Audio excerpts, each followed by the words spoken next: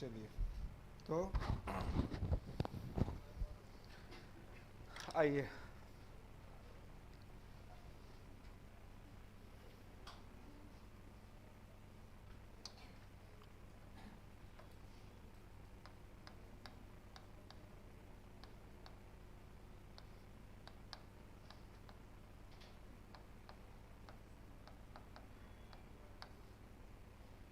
चलिए तो कैग देखना था हम लोगों को, है ना। कैग, सीएजी कैग, नियंत्रक एवं महालेखा परीक्षक।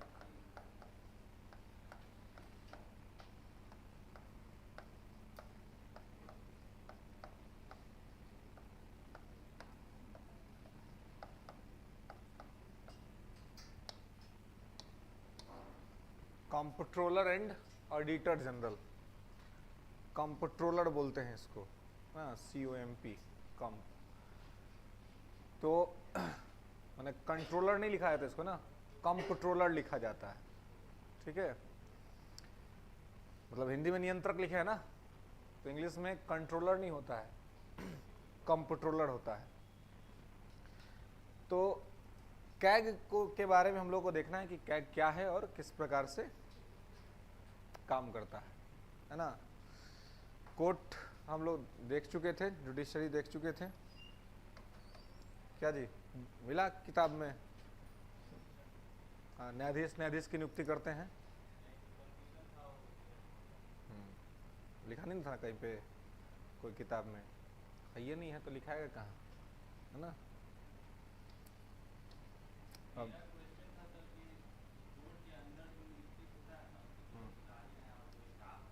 हाँ, तो ये तो इंडिपेंडेंसी के अंदर में है ही, है ना। लेकिन आप कल कह रहे थे ना कि ऐसा मैंने पढ़ा है, किताब में लिखा है कि न्यायाधीश की नियुक्ति करता है। लक्ष्मीकांत में आपने पढ़ा है ना। लक्ष्मीकांत अच्छी किताब है, पढ़ना चाहिए, है ना। लेकिन लक्ष्मीकांत की सबसे अच्छी बात है कि उसको जितना बार पढ़िएगा उतना बार कुछ कुछ नया उसमें मिल ही जाता है ना। तो उसको एक दो बार पढ़ने से काम चलता नहीं, है ना। उसको कम से कम 5-6 बार पढ़ ले, तब जा करके वो उस पर कंट्रोल आता है ना, उस पर नियंत्रण स्थापित हो जाता है। आ जाइए, है ना। और पॉलिटिक पे अगर कंट्रोल करना है तो लक्ष्मीकांत पे कंट्रोल होना चाहिए, और संविधान पे अगर कंट्रोल करना है तो फिर तो DD बसु को कंट्रोल में लाना पड़ेगा, है ना। क्योंकि लक्ष्मीकांत संविधान की किताब नहीं है, संविधान के बारे में बहुत ज़रा बात उसमें नहीं लिखा हुआ है।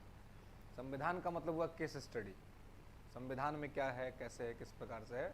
तो उसके लिए या तो DD बसु या फिर सुभाष कश्यप, है ना। या फुर्सत का समय रहे, टाइम रहे पढ़ने का, तो दोनों, है ना। ये दोनों ही संविधान के बारे में अच्छे तरीके से चीज़ों को डिलीवर किए हैं और ठीक तरीके से चीज़ों को स्थापित किया है। खैर, तो कैग जो है, कंप्ट्रोलर और ऑडिटर जनरल, नियंत्रक एवं महालेखा परीक्षक, इसका काम है ऑडिट करने का, है ना।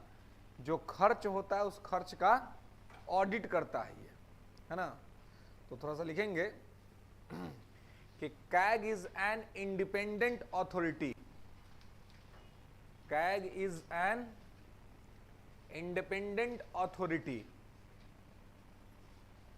Independent authority under the constitution of India, under the constitution of India. Bharat के संविधान के अंतर्गत, भारत के संविधान के अंतर्गत कैग एक स्वतंत्र संस्था है। भारत के संविधान के अंतर्गत कैग एक स्वतंत्र संस्था है ना, इंडिपेंडेंट बॉडी है, ठीक है। इंडिपेंडेंट बॉडी का मतलब यह हुआ कि इस पर किसी का कंट्रोल नहीं है, यह स्वतंत्र रूप से काम करता है ना। संविधान में इसका प्रावधान है और ये आर्टिकल 148 से लेकर के 151 तक में इसकी चर्चा है, जिसमें कि चूंकि संविधान में इस पद की चर्चा है, इसलिए कहा जा रहा है कि ये भारत के संविधान के अंतर्गत जो है वो क्या है, एक इंडिपेंडेंट बॉडी है, है ना, एक स्वतंत्र संस्था है, इस पर किसी का कंट्रोल नहीं है, कोई इसको कंट्रोल नहीं करता है। ठीक है, नेक्स्ट देखेंगे कि he is the head of the Indian audit and account department. He is the head of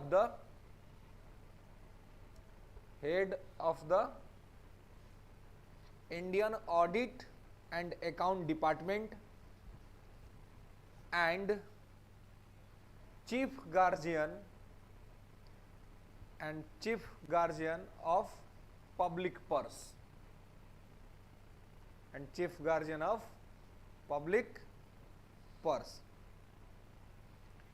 यह भारत के ऑडिट और अकाउंट का यानी कि लेखा का सबसे बड़ा अधिकारी होता है। ऑडिट और अकाउंट का, लेखा का सबसे बड़ा अधिकारी होता है और साथ ही पब्लिक पर्स का अभिभावक होता है। पब्लिक पर्स का मुख्य अभिभावक होता है ना, चीफ गार्जियन मुख्य अभिभावक होता है।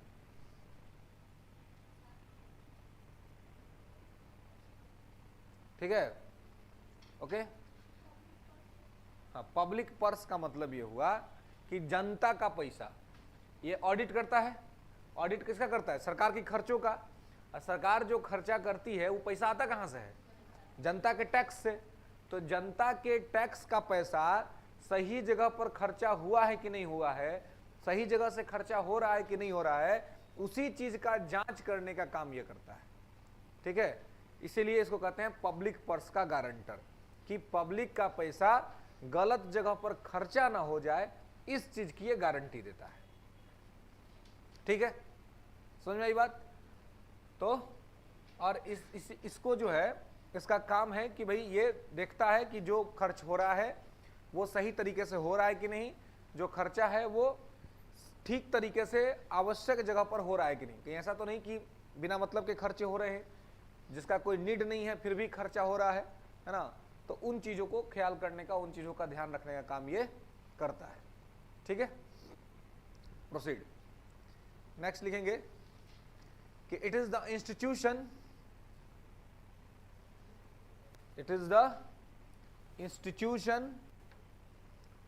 through which the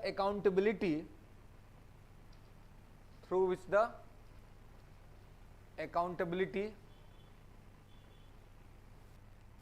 of the government and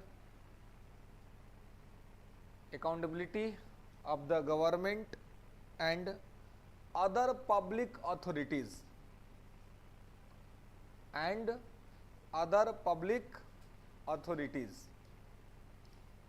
ठीक है, यह एक ऐसी संस्था है जिसके माध्यम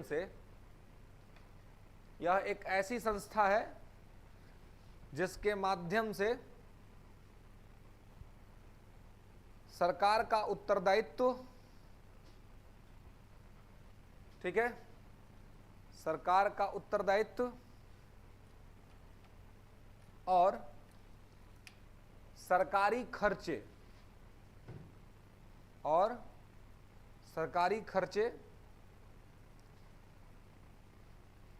और लोक खर्च यानी कि पब्लिक एक्सपेंडिचर, लोक खर्च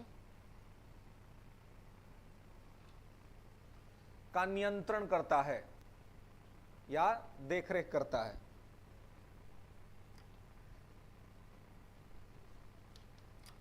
ठीक है, पब्लिक अथॉरिटीज में एक तो हो गया गवर्नमेंट, और का पब्लिक अथॉरिटीज का मतलब हुआ कि सरकारी कंपनी या सरकार की कोई भी चीज है ना, जहां पर भी सरकार इन्वॉल्व है, सरकार जहां पे इन्वॉल्व है, सरकार के माध्यम से जो चीजें की जाती हैं उन सबको पब्लिक अथॉरिटीज कहा जाता है। ठीक है, तो पब्लिक अथॉरिटीज पे किया जाने वाला खर्चा या उसके द्वारा किया जाने वाला कोई भी एक्सपेंडिचर या फिर सरकार के द्वारा किया जाने वाला कोई भी एक्सपेंडिचर, इन सभी खर्चों को देख रेख जो करता है वो कौन करता है? कैग करता है। उन सभी खर्चों का मॉनिटरिंग जो करता है वो कैग करता है।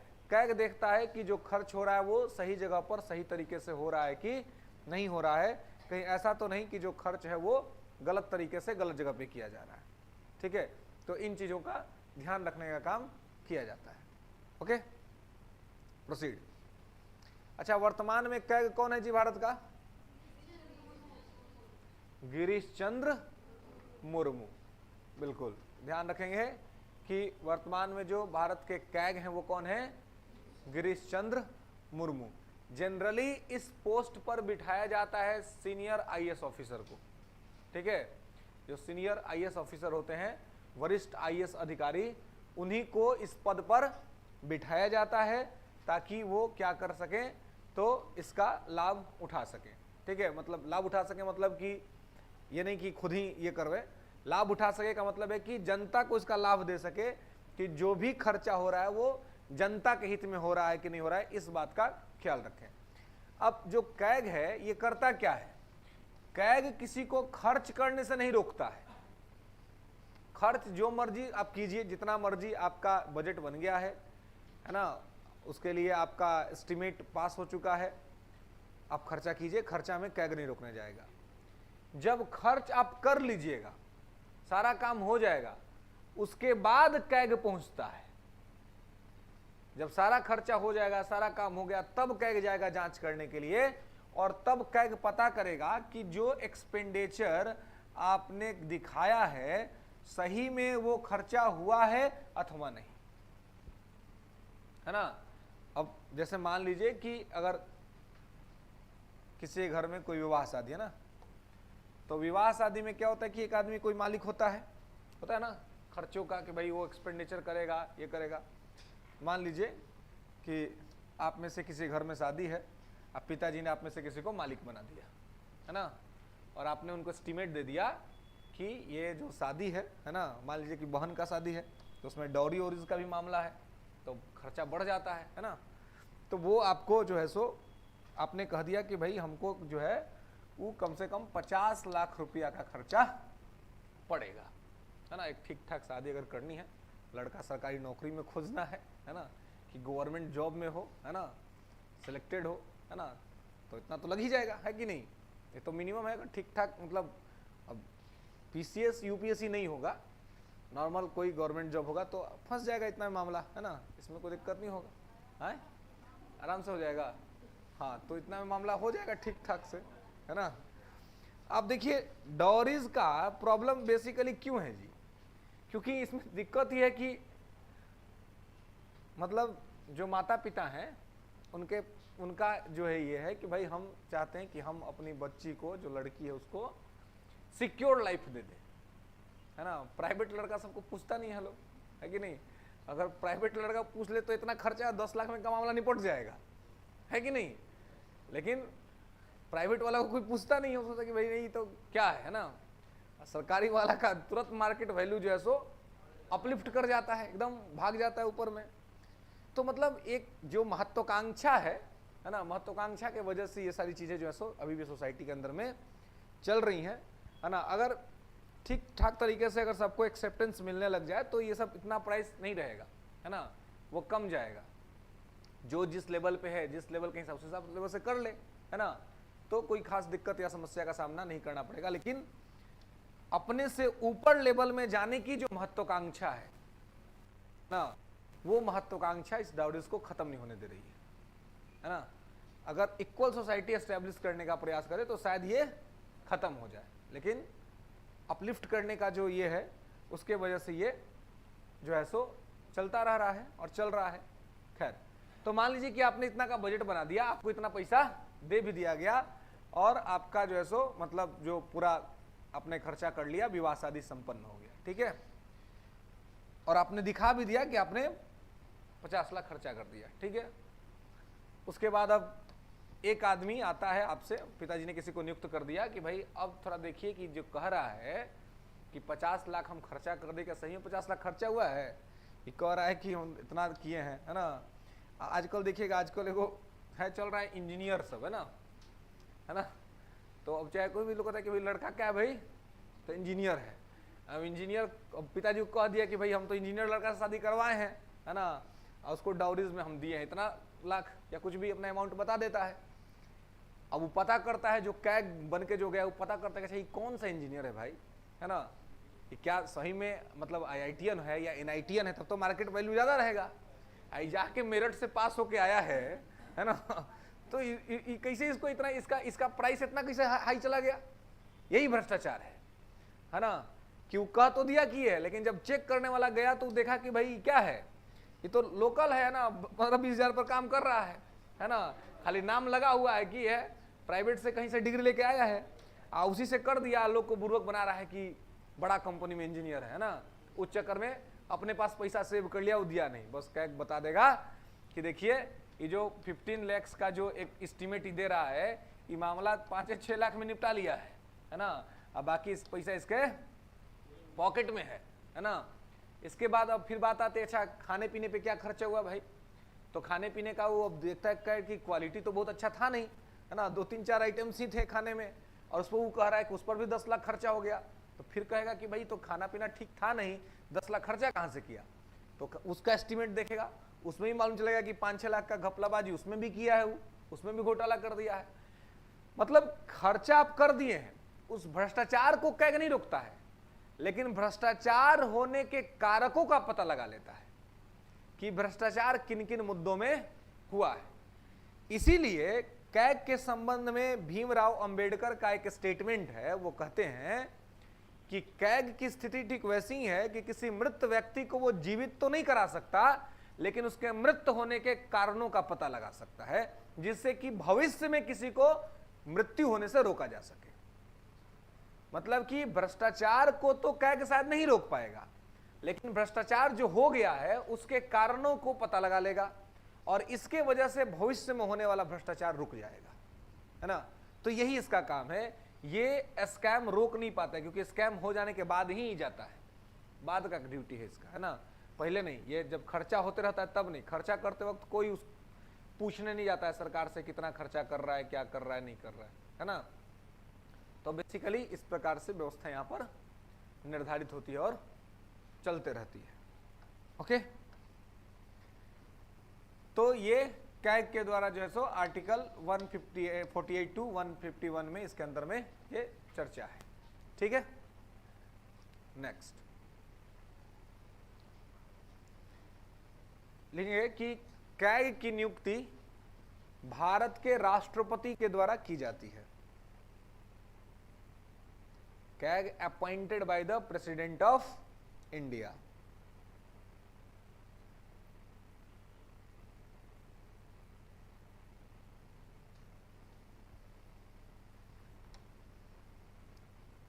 ठीक है, इसकी नियुक्ति कौन करता है?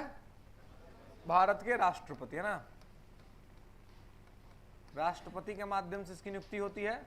ठीक है, और अगर ये चाहे कैग, अगर ये चाहे तो ये अपना इस्तीफा भी दे सकता है बीच में, है ना। अगर ये चाहेगा तो ये अपना इस्तीफा दे सकता है। तो ये अगर अपना इस्तीफा देना हो तो किसको देगा? राष्ट्रपति को ही। ठीक है, ठीक है, तो ये अपना जो रिजिग्नेशन है वो resignation address to president of India. ठीक है, इस्तीफा राष्ट्रपति को एड्रेस करेगा, उनको दे देगा। ठीक है, तो नियुक्त भी करेगा राष्ट्रपति, और इसको ये अगर अपना त्यागपत्र इसको देना होगा तो ये राष्ट्रपति को दे सकता है। ठीक है, उसके बाद इसे हटाया भी जा सकता है ना, ही कैन ऑल्सो रिमूव्ड। ठीक है, by the proposal of parliament. ठीक है, इसे संसद के प्रस्ताव के द्वारा हटाया भी जा सकता है। He can be also removed by the proposal of parliament। ठीक है, संसद के प्रस्ताव के द्वारा इसे हटाया भी जा सकता है। ठीक है, संसद के प्रस्ताव के द्वारा इसे हटाया भी जा सकता है। मतलब अगर ये जो पद पे है तो देखिए इतना आसान नहीं इसको हटाना, इसको वैसे ही हटाया जाएगा जैसे सुप्रीम कोर्ट के जजों को हटाया जाता है ना। सुप्रीम कोर्ट के जजों को हटाने की जो प्रक्रिया है ना, सुप्रीम कोर्ट या हाई कोर्ट के जज को हटाने की जो प्रक्रिया है, उसी प्रक्रिया के माध्यम से इसे हटाया जाएगा, है ना। तो ये हटाया तो जाएगा लेकिन संसद के प्रस्ताव के द्वारा, and just like of supreme court high court जजेस रिमूवल प्रोसेस, है ना। जो प्रक्रिया सुप्रीम कोर्ट हाई कोर्ट के जजों को हटाने की होती है वैसी ही प्रक्रिया के तहत इसे हटाया जाएगा। मतलब इसको हटाना उतना आसान नहीं है, क्योंकि अगर उतना आसान होता तो फिर सरकार का कोई भ्रष्टाचार बता ही नहीं पाता, क्योंकि भ्रष्टाचार बताएगा सरकार तो इसको हटा देगी। तो इसलिए इसको हटाने का व्यवस्था इतना कठिन बनाया गया है कि अगर इस सरकार के खिलाफ भी बोलता है तो सरकार इसे हटा नहीं पाएगी, क्योंकि इसको हटाने के लिए संसद के दोनों सदनों से 2/3 बहुमत की आवश्यकता होगी। 2/3 मेजोरिटी का आवश्यकता सरकार को पड़ेगा दोनों ही हाउस में। तो लोकसभा में तो चलिए भले प्राप्त कर लेगी किसी तरीके से, लेकिन राज्यसभा में तो बहुत मुश्किल हो जाएगा।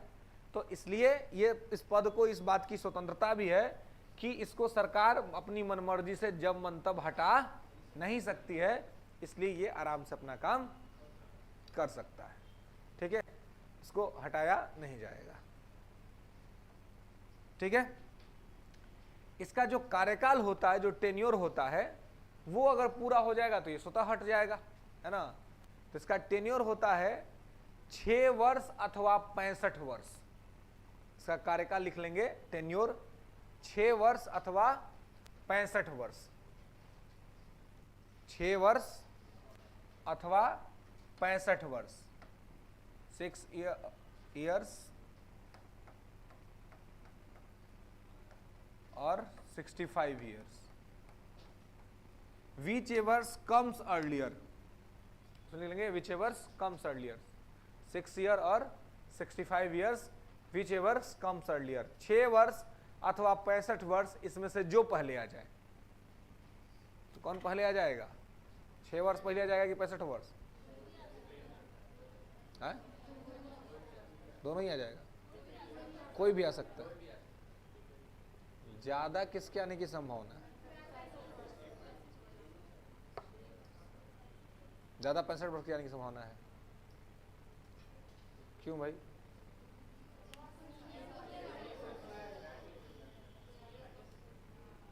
बिल्कुल, गुड। बहुत ही सीनियर पोजीशन के लोग बनाए जाते हैं, तो लगभग अच्छा खासा जिसको एक्सपीरियंस हो जाता है, 60-62 साल जॉब हो जाती है, तभी बनाया जाता है ना। तो ऐसी स्थिति में 6 वर्ष पूरा नहीं होता है, 65 वर्ष ही पूरा हो जाता है और रिटायर्ड होना पड़ता है। ठीक है, तो यहाँ पे फिक्स किया गया कि 6 साल अथवा 65 साल की इतने समय तक कोई इस पद पर रह सकता है। ठीक है, तो जनरली 6 वर्ष तक तो रहने का मौका ही लोगों को नहीं मिलता है, कारण कि 6 वर्ष रहने का मौका उसी का मिलेगा जिसका कि कम से कम एकदम 21 होते होते IAS बन जाए, है ना। 21 साल का हुआ और यूपीएससी क्वालिफाई कर गया, है ना।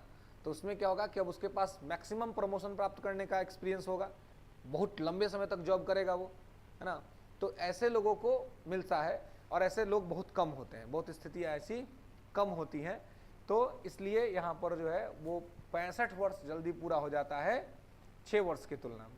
तो और अगर मान लीजिए कि 65 वर्ष अभी बचा हुआ है, 6 वर्ष पूरा हो गया, तो भी उसको अपना ये कार्यालय छोड़ना पड़ेगा, दूसरे कार्यालय में जाकर वो जब फिर जॉब करेगा, क्योंकि कंट्रोलर जनरल के पोस्ट पे 6 वर्ष से अधिक कोई जॉब नहीं कर सकता है। ठीक है, तो 6 वर्ष तो जनरली पूरा होता नहीं है, 65 वर्ष ही पूरा हो जाता है। ठीक है, क्योंकि प्रोमोशनल पोस्ट है, बहुत लंबा बड़ा प्रमोशन और अच्छा खासा एक्सपीरियंस हो जाता है एडमिनिस्ट्रेशन का, तब जाके इस पद पर सरकार आपको नियुक्त करती है। ठीक है, तो इसलिए यहाँ पर 65 वर्ष पहले पूरा हो जाता है। ठीक है,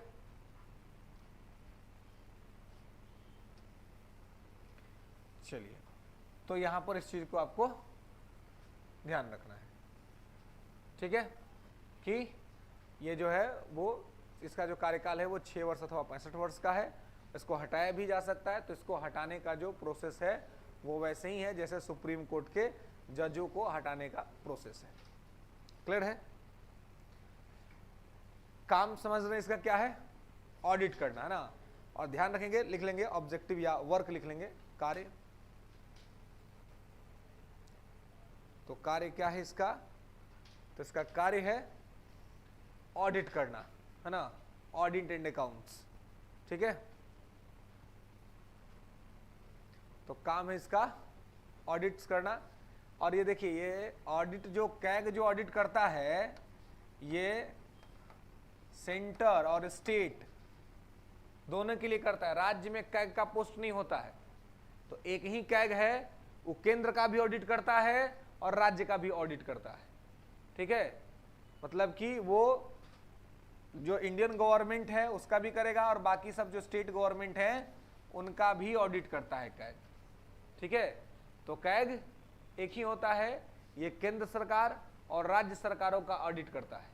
ठीक है, अभी तक के भारत में जितने भी भ्रष्टाचार के खुलासे हुए हैं, जितने भी स्कैम पकड़े गए हैं, सामने आए हैं, उन सभी स्कैम को सामने लाने में कैग का इंपॉर्टेंट रोल रहा है। कैग के द्वारा ही लाया गया। अभी तक के जो है जितना भी घोटाला सामने आया है, जितना भी घोटाला आप सुने हैं, उन सभी घोटाले को लाने वाला कैग है। ठीक है, तो सेंटर और स्टेट दोनों जगह पर यही ऑडिट करता है, कैग ही, है ना। ये केंद्र सरकार के लिए भी ऑडिट करता है और राज्य सरकार के लिए भी ऑडिट करता है। ठीक है, यह अपना रिपोर्ट जो है जब ये ऑडिट कर लेता है तो इसके पास जो रिपोर्ट आता है, मतलब रिपोर्ट जो तैयार करता है, वो रिपोर्ट ये प्रेसिडेंट ऑफ इंडिया को सबमिट कर देता है ना। ये राष्ट्रपति को रिपोर्ट दे देता है। ठीक है, ये जो जांच करता है तो जांच करके अपना रिपोर्ट किसको देता है? राष्ट्रपति को दे देता है। ठीक है, देखिए ये राष्ट्रपति को दे देता है और राष्ट्रपति के पास जब रिपोर्ट आता है तो राष्ट्रपति इसको भेज देता है किसको? लोकसभा को, लोकसभा के अध्यक्ष को, जो स्पीकर है उसको भेज देता है। ठीक है, और स्पीकर क्या करता है? ये दे देता है पीएससी को, यानी कि पब्लिक अकाउंट कमेटी को, लोक लेखा समिति। ठीक है, जो मैंने बताया था आपको पिछले क्लास में जब संसद पढ़ा रहे थे, तो वहां पर की संसदीय समितियां होती हैं, उसमें एक समिति होती है लोक लेखा समिति। तो वही लोक लेखा समिति जो है वो क्या करती है? कैग की रिपोर्ट का जांच करती है ना। कैग जो रिपोर्ट देता है उसके रिपोर्ट को जांच करती है। ठीक है, तो जो भी भ्रष्टाचार होता है उसका जांच कौन करता है? कैग करता है। कैग जांच करके राष्ट्रपति को देता है, राष्ट्रपति सदन में भेज देता है, सदन जो है उसको पब्लिक अकाउंट कमेटी को भेज देता है। ठीक है, लोक लेखा समिति को। लोक लेखा समिति जांच करती है और देखती है। लोक लेखा समिति का अध्यक्ष कौन होता है जी? विपक्ष का नेता होता है, लीडर ऑफ अपोजिशन होता है। तो वहां पर अगर इसमें थोड़ा सा भी लूज फॉल्स अगर निकलेगा तो विपक्ष मानेगा नहीं, विपक्ष तुरंत उसमें से उसको खोज निकालेगा, है ना, कि भाई यहाँ पे खामियां हैं, यहाँ पर गलतियां हैं। तो ऐसी स्थिति में यहाँ पर मतलब भ्रष्टाचार खुल जाने का पूरा संभावना रहता है अगर भ्रष्टाचार हुआ है तो। ठीक है, तो इसलिए यहाँ पर इस प्रकार से स्थिति है। ये केंद्र और राज्य दोनों के लिए करता है। जो राज्य वाला रिपोर्ट होता है ये राष्ट्रपति क्या करता है? तो संबंधित राज्य के राज्यपाल को भेज देता है, कंसर्न स्टेट के गवर्नर को भेज देता है ना। जैसे मान लीजिए कि रिपोर्ट बिहार के संबंध में आया है तो क्या करेंगे? बिहार की सरकार को, यानी कि बिहार के राज्यपाल को भेज देंगे। ठीक है, और बिहार के राज्यपाल उसको भेज देंगे विधानमंडल में, स्पीकर के पास। ठीक है, कि अब आप इस पर बहस करवाइए, चर्चा करवाइए। ठीक है, कि कहां पर क्या दिक्कत हुई है, क्या समस्या हुई है। तो इस प्रकार से यहाँ पर ये काम करता है। केंद्र और राज्य दोनों के लिए ऑडिट करता है। ठीक है, और अपना रिपोर्ट भारत के राष्ट्रपति को सौंपता है और भारत के राष्ट्रपति जो है वो उस रिपोर्ट को किसको सौंप देते हैं? तो संसद के अध्यक्ष, मतलब जो पीठासीन अधिकारी है उसको, और वो उसको भेज देता है पब्लिक अकाउंट कमेटी को, लोक लेखा समिति को। ठीक है, फिर वो लोग जांच करके देखते हैं कि इसमें कहीं कोई भ्रष्टाचार तो नहीं। अगर भ्रष्टाचार हुआ तो हंगामा होता है, नहीं हुआ तो फिर जांच करके प्रोसेस पूरा करके सबमिट कर देता है, मामला खत्म हो जाता है। ठीक है, क्या अगर प्रूव हो गया कि भ्रष्टाचार हुआ है तो उसके बाद उसको दबाव बनेगा, फिर मामला कोर्ट में जाएगा, है ना। फिर कोर्ट के माध्यम से सीबीआई जांच होती है, इंक्वायरी होता है। इंक्वायरी में प्रूव होता है कि हाँ सही में ऐसा चीज़ हुआ है तो फिर आपको जेल भी जाना पड़ सकता है, सजा तो कोर्ट ही सुनाएगा। अगर प्रूव हो गया कि आपने स्कैम किया है तो मामला कोर्ट में चला जाएगा और फिर ऐसी स्थिति में आप पर कार्रवाई हो जाएगी और आपको जेल हो सकती है। आप जिस पद में वो पद भी छीना जा सकता है। क्या? इसलिए हाई कोर्ट में, कम से कम हाई कोर्ट में जाएगा। ठीक है, संसद का मामला है तो कम से कम हाई कोर्ट में जाएगा। सुप्रीम कोर्ट में भी डिस्कस हो सकता है, लेकिन हाई कोर्ट के अंदर में भी ये मामला जा सकता है। तो यहाँ पर इस प्रकार से ये चीज़ें निर्धारित होती हैं। ठीक है, और क्या स्टेट में अगर जाएगा तो राज्यपाल के पास जाएगा, राज्यपाल उसको भेज देंगे सदन में यानी विधानसभा में, विधानसभा अध्यक्ष के पास, विधानसभा अध्यक्ष इसको चर्चा के लिए आमंत्रित करेंगे यानी कमेटी को भेज देंगे, कमेटी जांच करेगी, कमेटी को लगेगा कि राज्य सरकार ने स्कैम किया है तो फिर उस पर बहस होगा, फिर उसके बाद फिर मामला अगर फिक्स हो गया कि हाँ स्कैम हुआ है तो फिर जो भी स्कैम में संलिप्त पाया जाएगा उसके ऊपर कार्रवाई होगी, हाईकोर्ट में मामला जाएगा, फिर संबंधित आदमी को जेल भी हो सकता है, उसको पद से इस्तीफा भी देना पड़ेगा। क्या राज्य में उस प्रकार से स्थापित कोई व्यवस्था नहीं बनाई गई है, लेकिन अगर ऐसा कोई आता है तो स्टेट गवर्नमेंट कमेटी बना सकती है और कमेटी उसको जांच करेगी कि जो रिपोर्ट आया है वो रिपोर्ट सही मायने में क्या है, मतलब उसमें ऐसा कुछ हुआ है कि नहीं हुआ है।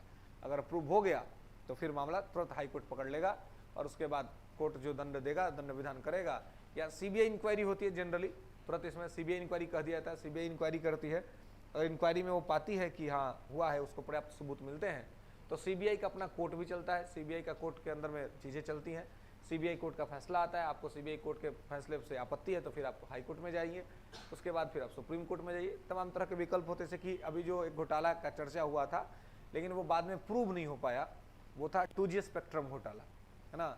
जब कांग्रेस की गवर्नमेंट चल रही थी तो 2G स्पेक्ट्रम घोटाला का चर्चा हुआ था, वो कैग नहीं, तत्कालिक कैग विनोद रॉय जो थे उन्होंने उस घोटाले को बताया था कि घोटाला जो है सो हुआ है। तो उसके बाद केस हो गया, सीबीआई जांच हुई, सीबीआई का कोर्ट लगा, लेकिन उसमें बहुत से लोग जेल चले भी गए, है ना। कनिमोझी जेल में थी, ए राजा जो समय के संचार मंत्री थे वो जेल चले गए थे। तो जो मतलब जिनका नाम आया था कि स्पेक्ट्रम घोटाला हुआ है, स्पेक्ट्रम घोटाले में हुआ क्या था कि क्या करता है, एक तो खर्चा का जांच करता है, इसके अलावे सरकार के पास बहुत सारा रिसोर्स है ना, संसाधन है, तो सरकार अपना संसाधन बेच के भी पैसा इकट्ठा करती है, ठीक है। जैसे सरकार कोयला बेचती है, सरकार स्पेक्ट्रम बेचती है, तो इस सब चीज़ बेचती है, तो सरकार ने अपना स्पेक्ट्रम बेचा, ठीक है। जब सरकार ने स्पेक्ट्रम बेचा तो कैग का कहना था कि जिस स्पेक्ट्रम का मार्केट वैल्यू, मतलब मान लीजिए कि 50 लाख होना चाहिए, उसको बेचने वाले आदमी ने किसी कंपनी को 30 लाख में ही बेच दिया, तो ये 20 लाख का लॉस हुआ ना, तो कंपनी को, सरकार को लॉस हुआ, यानी जनता को लॉस हुआ। तो यही कैग ने बताया कि स्पेक्ट्रम बेचने में ही धांधली हुई है। और फिर कुछ लोगों ने, मतलब कुछ चीज़ों से ऐसा प्रूव हुआ कि जिस व्यक्ति ने बेचा था, यानी कि उस समय के तत्कालिक संचार मंत्री, उनको फॉरेन में प्रॉपर्टी क्रेडिट हुआ है, मतलब कि फॉरेन में उनको प्रॉपर्टीज मिली है। तो यहाँ पे उन्होंने किसी कंपनी को लाभ पहुँचाया, कंपनी ने उनको बाहर में लाभ पहुँचा दिया, है ना। लेकिन बीच में अलाभकारी स्थिति में कौन चला गया, जनता चली गई, क्योंकि वो संसाधन जनता का था। अगर सरकार को पूरा पैसा मिलता तो सरकार उसको जनता पे खर्चा करेगी, है ना। तो इसलिए उसको भ्रष्टाचार के तौर पे देखा गया। लेकिन अभी सभी लोग रिहा हो गए हैं, मतलब कि कनिमोझी भी छूट गई हैं, ए राजा भी छूट गए हैं, जिसमें इसलिए छूट गए हैं क्योंकि कोर्ट का कहना है, और सीबीआई कोर्ट का, कि सीबीआई पर्याप्त सबूत दे पाने में असफल रही है ना। जो एविडेंसेस देने थे वो एविडेंसेस नहीं हो पाया, मिल पाया, इस वजह से उनको बरी कर दिया गया, उनको छोड़ दिया गया, ठीक है। तो एविडेंस बहुत पुख्ता देने पड़ते हैं, तो इसमें ये कैग की भी गलती है कि कैग अगर कह रहे हैं कि स्कैम हुआ है तो उनको पर्याप्त सबूत देना चाहिए इस मामले में, ताकि उसको प्रूव किया जा सके और जो भी दोषी व्यक्ति उसको सजा हो सके। तो लेकिन ये प्रूव ही नहीं हो पाया, इसलिए फिलहाल तो आप 2G स्पेक्ट्रम को घोटाला नहीं कह सकते हैं, क्योंकि प्रूव ही नहीं हो पाया कोर्ट के सामने। ये तो बिहार का घोटाला है, लालू जी का घोटाला है ना। हाँ बिल्कुल, ये भी कैग का ही मामला था ना। क्या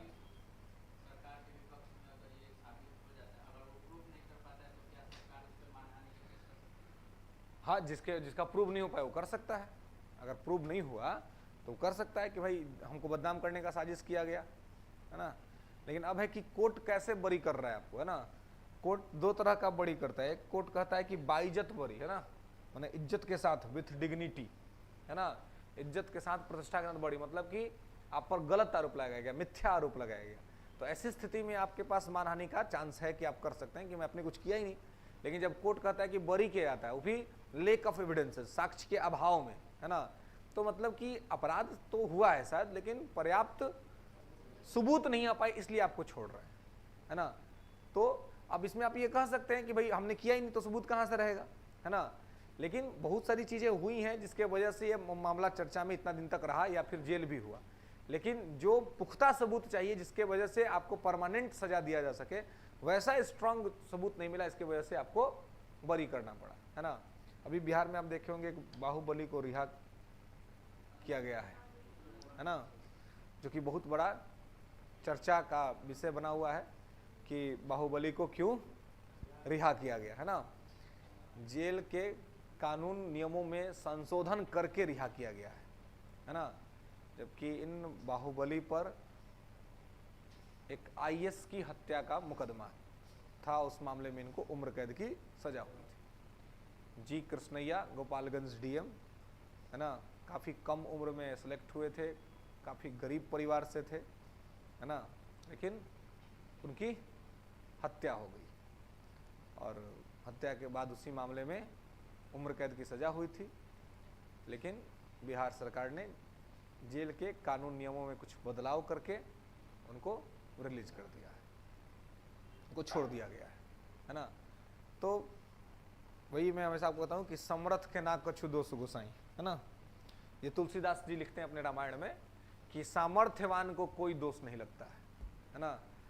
जो भी नियम कायदे कानून होते हैं वो कमजोर लोगों के लिए होते हैं, गरीब लोगों के लिए होते हैं, लाचार लोगों के लिए होते हैं, उनको हर चीज़ का भय होता है। लेकिन जो पावरफुल है, जिसके पास क्षमता है, जिसके पास ताकत है, उसके लिए कोई नियम कानून उस प्रकार से वर्क नहीं करता। वो अपने हिसाब से चीज़ों को घुमा लेता है, मोड़ देता है, इस प्रकार की चीज़ें चलती हैं।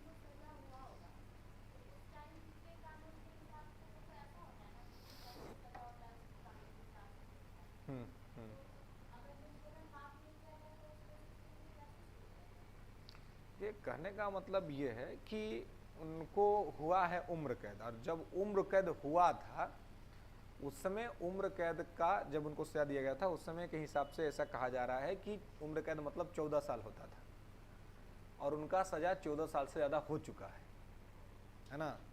लेकिन बिहार सरकार ने एक कानून बनाया था कि यदि कोई किसी कार्यस्थल पर किसी सरकारी अधिकारी या सरकारी वर्कर का हत्या करता है तो उस मामले में उम्र कैद 20 साल माना जाएगा।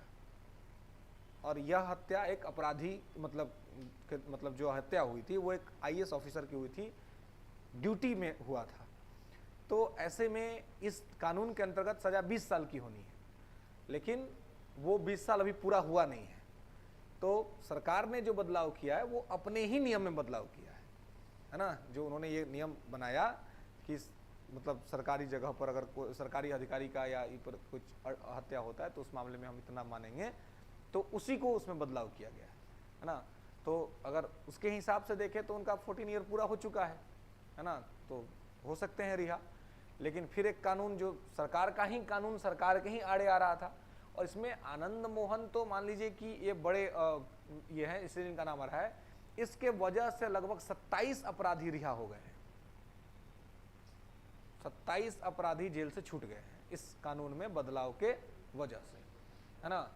तो आप ये एक बड़ा नाम है, इस वजह से वो नाम चर्चा में है, लेकिन और भी कुछ नाम है जो पर्दे के अंदर में है, जो इसके वजह से निकल करके आए हैं, है ना, इस कानून में अपने बदलाव के वजह से।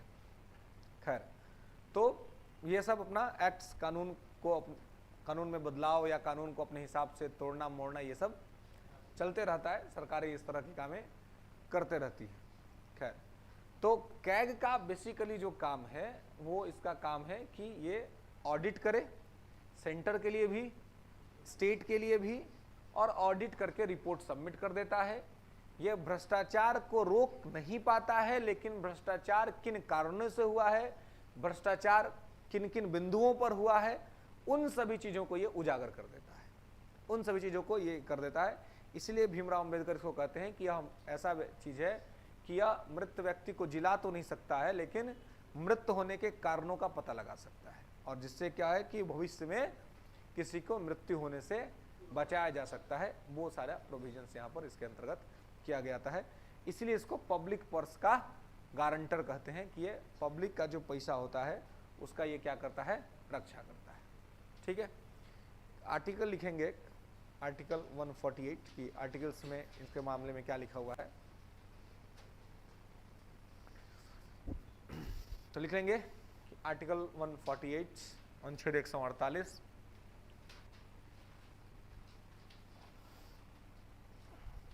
लिखेंगे कि broadly deals with the CAG appointment, broadly deals with the CAG appointment, oath and condition of service and condition of service। ठीक है, देखिए अनुच्छेद 148 में कैग का नियुक्ति, शपथ और सेवा शर्त की चर्चा की गई है। ठीक है, नियुक्ति, शपथ और सेवा शर्त की चर्चा की गई। तो नियुक्ति अभी आपको बताया कि राष्ट्रपति करते हैं। ठीक है, राष्ट्रपति महोदय के माध्यम से नियुक्ति होती है। हटा भी राष्ट्रपति ही सकते हैं, चाहे तो ये बीच में राष्ट्रपति को अपना इस्तीफा दे सकता है। ठीक है, और इनका ओथ भी राष्ट्रपति ही करवाते हैं। ठीक है, तो यहाँ पे नोट करके लिख लेंगे कि oath administrated by the president of India, CAG oath administrated by the president of India. CAG का शपथ भारत के राष्ट्रपति के द्वारा कराई जाती है।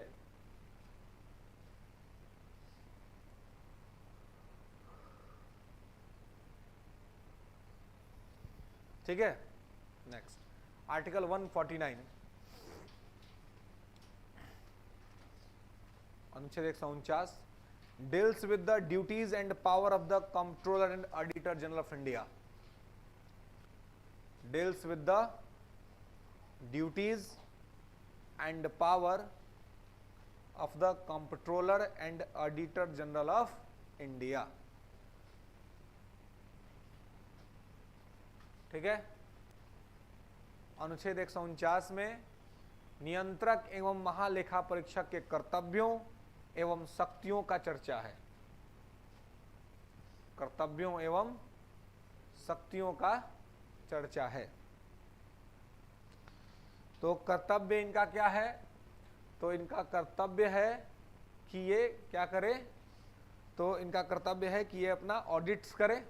ठीक है ना, इनका शक्ति है कि ये स्वतंत्रता पूर्वक इन चीजों को कर सकते हैं। इनको पर कोई कंट्रोल नहीं करेगा, इनको कोई गाइडलाइन नहीं करेगा ना। सरकार ये नहीं आदेश दे सकती कि हमारे खिलाफ का मामला है तो आप इसको मत लाइए। जब 2G स्पेक्ट्रम मामला सामने आया था तो उस समय सरकार भी किसकी थी? कांग्रेस की थी, और तब भी घोटाला सामने आ गया है ना। तो अगर कैग पर कंट्रोल होता सरकार का तो क्या सरकार इसको बाहर आने देती? नहीं आने देती। तो कैग जो है वो एक प्रकार से इंडिपेंडेंट बॉडी है, स्वतंत्र संस्था है। ये अपने हिसाब से देखती है, जो सही गलत होता है उसको वो सामने रखने का प्रयास करती है। ठीक है, तो इसलिए कैग से उम्मीद करते हैं कि कम से कम निष्पक्ष होकर के काम करेगा। इसीलिए इसको कोई पॉलिटिकल पोस्ट नहीं दिया गया है, इस पद को, इसको एडमिनिस्ट्रेटिव पोस्ट दिया गया है, क्योंकि ऐसा समझा जाता है कि एडमिनिस्ट्रेशन का आदमी किसी पक्ष का नहीं होता है ना, वो निष्पक्ष होता है और वो स्वतंत्र तौर पर जो सही है उसी के हिसाब से चीज़ों को करता है। ठीक है, नेक्स्ट आर्टिकल 150 अनुच्छेद 150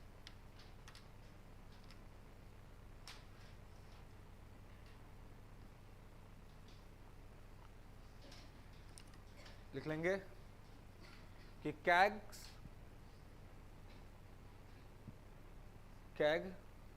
सबमिट ऑन रिपोर्ट्स,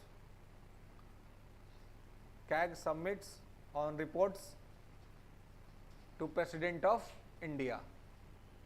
कैग अपना रिपोर्ट राष्ट्रपति को सौंपता है।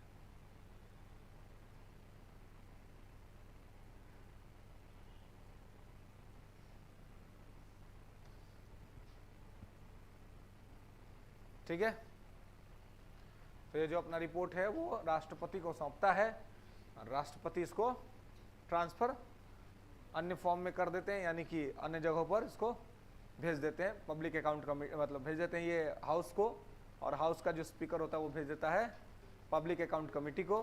पब्लिक अकाउंट कमेटी जांच करती है, देखती है कि जो रिपोर्ट है उसमें कहीं कोई भ्रष्टाचार तो नहीं दिख रहा है। अगर भ्रष्टाचार दिखती है तो फिर उसको एक बड़ा मौका मिल जाता है ना, इन भ्रष्टाचारी को उजागर करने का या सरकार को घेरने का, तो वो इसका काम करती है। Next 151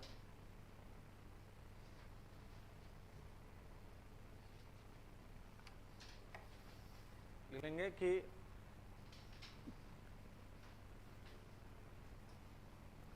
central government and state government, केंद्र सरकार और राज्य सरकार, central government and state government for only one CAG appointed by the president of India. केंद्र सरकार और राज्य सरकार के लिए केवल एक ही कैग की नियुक्ति राष्ट्रपति के द्वारा की जाती है। क्या? Central and state government CAG only one appointed by the president of India. केंद्र सरकार और राज्य सरकार के लिए एक ही कैग भारत के राष्ट्रपति के द्वारा नियुक्त किया जाता है।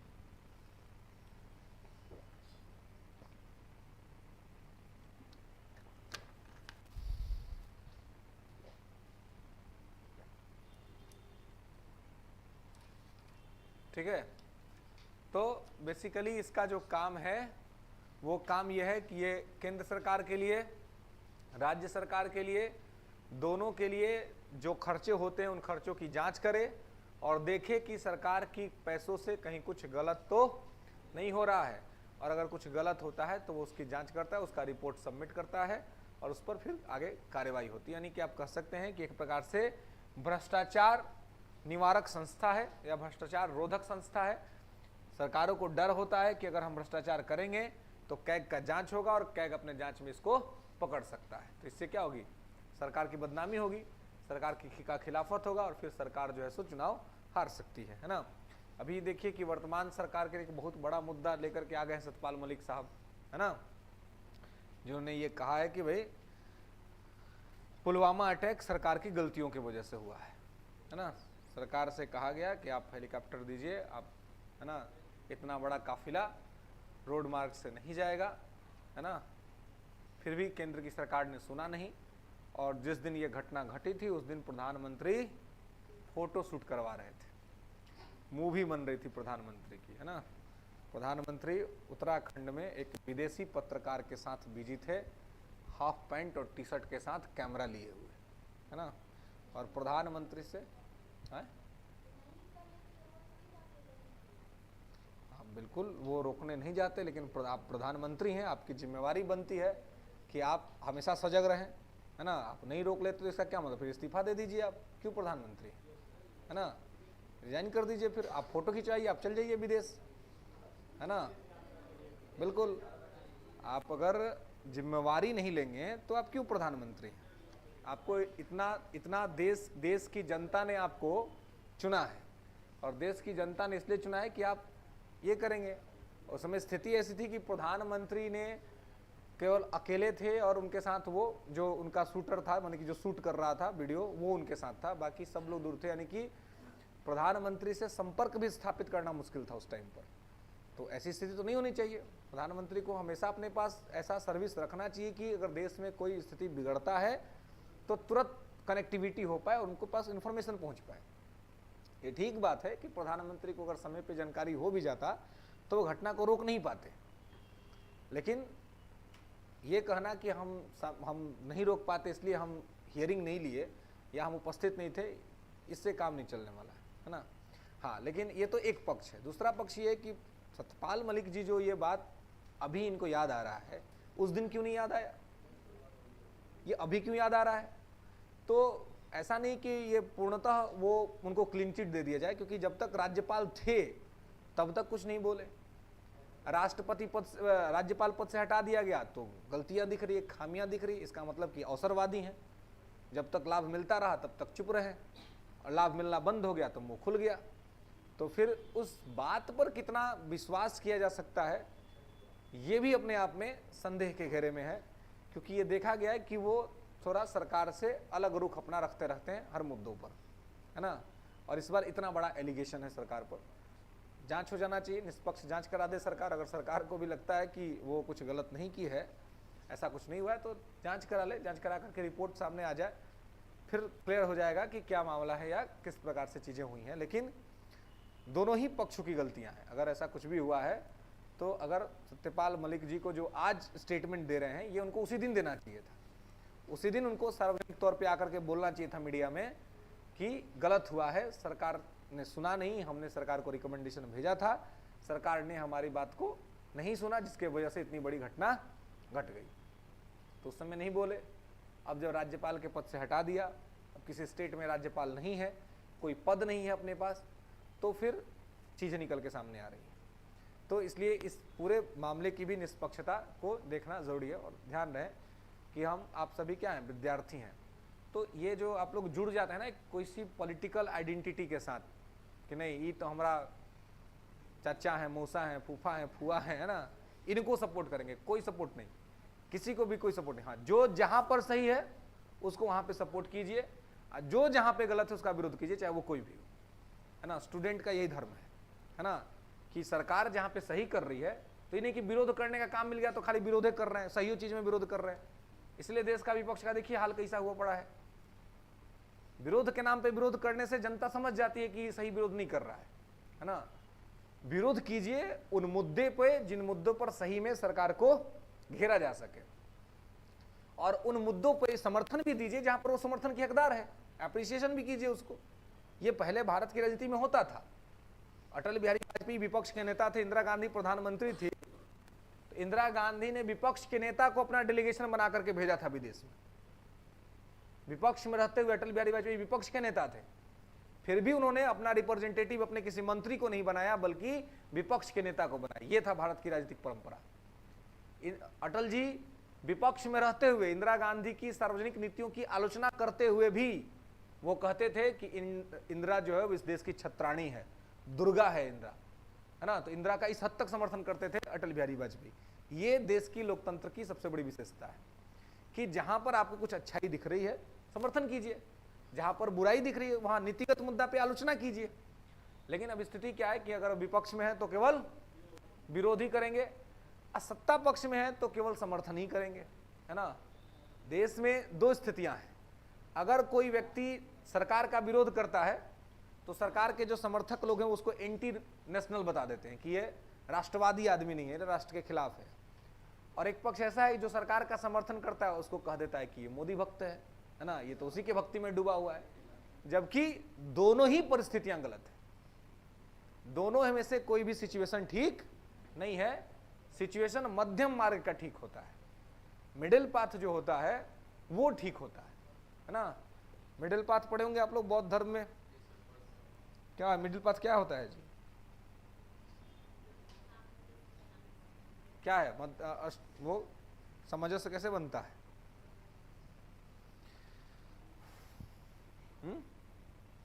वो मध्यम मार्ग को बोलते हैं अष्टांगिक मार्ग, 8 फोल्ड पाथ, है ना।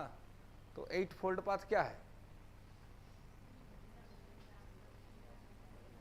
क्या क्या क्या क्या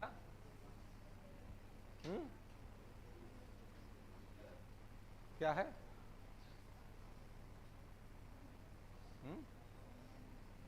हाँ, सम्यक दृष्टि और सम्यक ज्ञान।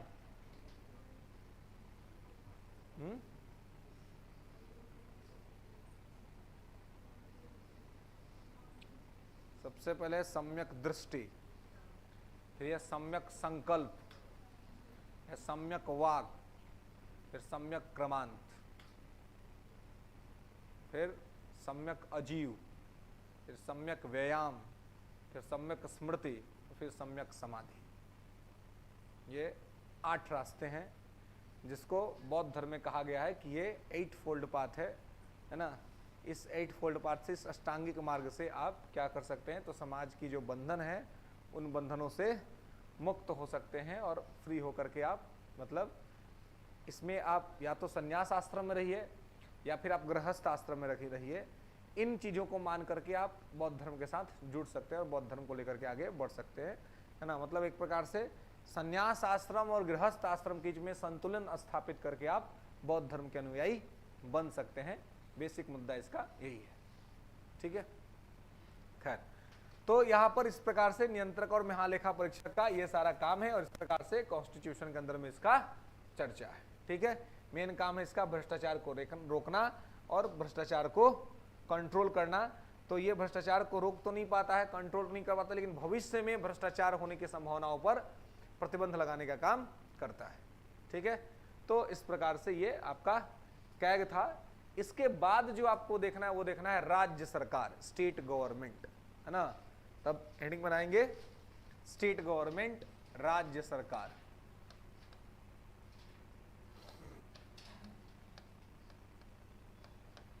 इसी के साथ संविधान का भाग 5 भी खत्म होता है ना।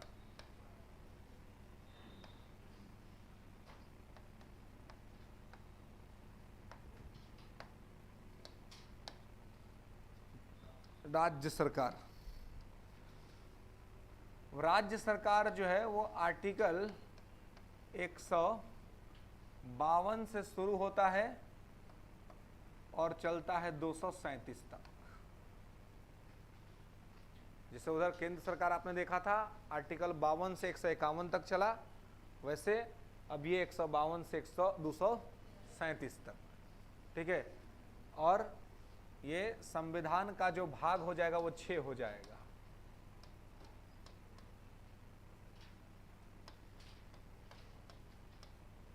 है ना, ये पार्ट 6 हो जाएगा। ठीक है, पार्ट 6 में आर्टिकल 152 टू 237। ठीक है, 152 से 237। ठीक है, अब तो जैसे सरकार के बारे में आपने पढ़ा था, तो सरकार के 3 अंग होते हैं जी, कौन कौन से?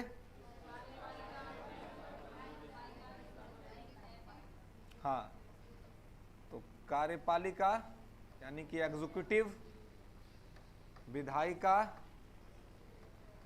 यानी लेजिस्लेटिव, न्यायपालिका, जुडिशियरी, है ना। तो इस प्रकार से ये 4 जो है सो 3 जो है वो सरकार के अंग हैं। ठीक है, तो राज्य सरकार जब हम देखेंगे तो राज्य सरकार में आप देखेंगे कि यहां पर स्टेट गवर्नमेंट में जो स्टेट एग्जीक्यूटिव आप देखेंगे वो आर्टिकल 158 टू 167 तक, 152 से 167 में आपको राज्य कार्यपालिका का चर्चा मिलेगा। तो राज्य कार्यपालिका में कौन कौन शामिल होता है? और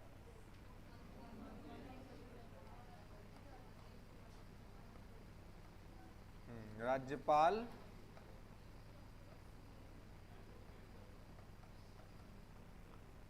मुख्यमंत्री,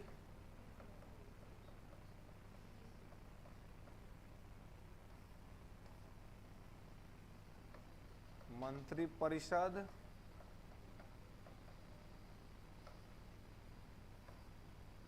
महाधिवक्ता।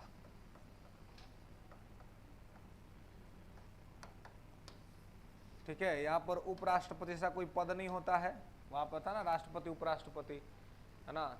यहाँ पर राज्यपाल, मुख्यमंत्री, मंत्री परिषद और महाधिवक्ता, है ना। Governor, chief minister, council of ministers and advocate general of state. ठीक है, तो ये सारे जो हैं वो इसमें क्या है, तो राज्य कार्यपालिका में शामिल है। ठीक है, उसके बाद विधायिका, विधायिका मतलब राज्य विधायिका, इसको राज्य विधायिका बोलते हैं विधानमंडल, स्टेट लेजिस्लेचर, है ना। तो विधानमंडल ये आर्टिकल 168 से लेकर के आर्टिकल 213 तक, अनुच्छेद 168 से 213 तक में आपको राज्य विधानमंडल पढ़ना है, स्टेट लेजिस्लेचर पढ़ना है। ठीक है, राज्य विधायिका। उसके बाद है न्यायपालिका, स्टेट जुडिशरी। तो जुडिशरी में आप देखेंगे ये जुडिशरी चलेगी आर्टिकल 214 से 231। ये है आपका हाई कोर्ट, ना, ये है हाई कोर्ट। 231 से 214 से 231 हाई कोर्ट, और इसी में 233 से 237 जो है वह सबऑर्डिनेट कोर्ट, या यूं कहें कि डिस्ट्रिक्ट कोर्ट।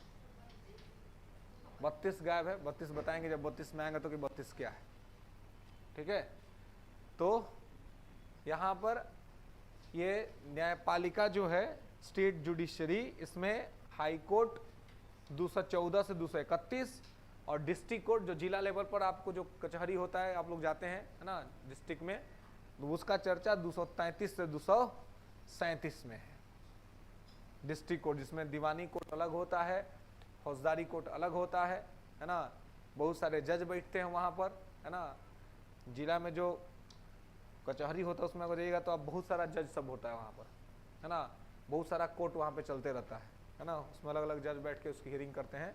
तो उन सभी को पढ़ेंगे यहाँ पर 233 से 37 के बीच में कि क्या है और किस प्रकार से है। ठीक है, तो इस प्रकार से ये स्टेट गवर्नमेंट जो है सो यहाँ पर स्टेबल किया गया है। ठीक है, राज्य सरकार। ठीक है, कार्यपालिका का क्या काम होता है? कानून को लागू करना, और विधायिका का कानून बनाना यानी कि कानून का निर्माण करना, और न्यायपालिका का जांच करना कि कानून की संवैधानिकता की जांच करना कि कानून जो बना है वो संवैधानिक है कि नहीं, यानी वो कॉन्स्टिट्यूशनल है कि नहीं। ये जांच जो है वो किसके द्वारा होता है? तो न्यायपालिका के द्वारा, जुडिशरी के द्वारा होता है। ठीक है, क्लियर है? तो इस प्रकार से ये होता है। अब तो हम लोग आगे देखेंगे स्टेट एग्जीक्यूटिव, है ना। तो स्टेट एग्जीक्यूटिव हेडिंग बनाएंगे, राज्य कार्यपालिका।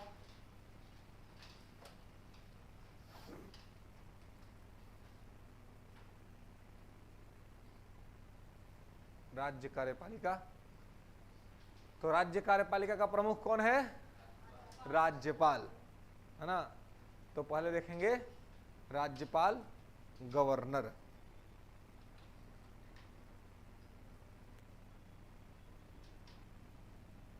गवर्नर, ठीक है।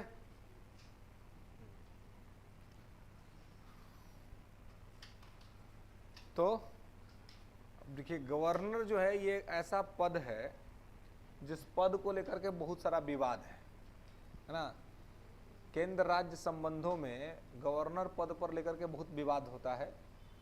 और एक बार एक कमीशन बना था, उस कमिश्नर ने राज्यपाल के पद को समाप्त कर देने की बात की थी। राज्यपाल के पद को ही नहीं बल्कि आप जिस सर्विस की तैयारी कर रहे हैं इस नौकरी को भी समाप्त कर देने का सिफारिश किया था। ऑल इंडिया सर्विस को भी समाप्त कर देने का सिफारिश किया था कि भाई ऑल इंडिया सर्विसेज भी नहीं होना चाहिए और ना ही राज्यपाल का पद होना चाहिए। कौन सा समिति था ये? बिल्कुल गुड, राजमन्नार आयोग, तमिलनाडु की सरकार ने बनाया था। 1968-69 में ये कमीशन बना था और उसी समय उसने ये रिकमेंडेशन दिया था कि राज्यपाल का पद खत्म कर देना चाहिए और ऑल इंडिया सर्विस को भी खत्म कर देना चाहिए। कारण उसका कहना यह था कि राज्यपाल के माध्यम से केंद्र की जो सरकार है वो राज्यों में कंट्रोल करती है, राज्य की चुनी हुई सरकारों को बर्खास्त कर देती है। और ये ऐसा होता था पहले कि राज्य में अगर दूसरी पार्टी की गवर्नमेंट चुन के आ गई तो केंद्र की सरकार क्या करती थी, राज्यपाल के माध्यम से उस राज्य में राष्ट्रपति शासन लगा देती थी और राष्ट्रपति शासन लगा करके उसको सरकार को बर्खास्त कर देती थी, है ना। तो यहाँ पर ये व्यवस्था किया गया कि भाई इसको ये नहीं चलेगा, है ना, और राज्यपाल के पद को खत्म कर दिया जाए। लेकिन राज्यपाल का पद अभी भी है, एग्जिस्ट कर रहा है, क्योंकि ये होना भी चाहिए, क्योंकि देश जो हमारा है वो यूनिटरी स्ट्रक्चर का देश है ना। तो ये खत्म नहीं होना चाहिए, देश होना चाहिए और देश के अंतर्गत में राज्यपाल का पद भी होना चाहिए। लेकिन हाँ, राज्यपाल को अपने पद की भूमिका का निर्वहन करते हुए संवैधानिक आदर्शों का ख्याल रखना चाहिए कि राज्यपाल का भूमिका राज्य में है क्या। राज्य का संवैधानिक मुखिया होता है, जैसे राष्ट्रपति राष्ट्र का अध्यक्ष है वैसे ही राज्यपाल राज्य का अध्यक्ष है। तो राज्य में वो संवैधानिक व्यवस्था को बना करके रखने का दायित्व उसका है, ये नहीं कि केंद्र की सरकार कुछ कहे तो राज्य की सरकार को बर्खास्त कर दे, ऐसा काम उसका नहीं है। तो ये काम उसको नहीं करना चाहिए, ठीक है। तो इस तरह के जो भी विवाद हैं और राज्यपाल के पद से संबंधित जो भी बातें हैं इसको हम लोग देखेंगे नेक्स्ट क्लास में, ठीक है, कि क्या है राज्यपाल की नियुक्ति कैसे होती है और किन विषयों को लेकर के राज्यपाल के पद पर समस्याएं। ओके, फिर मिलते हैं नेक्स्ट क्लास में।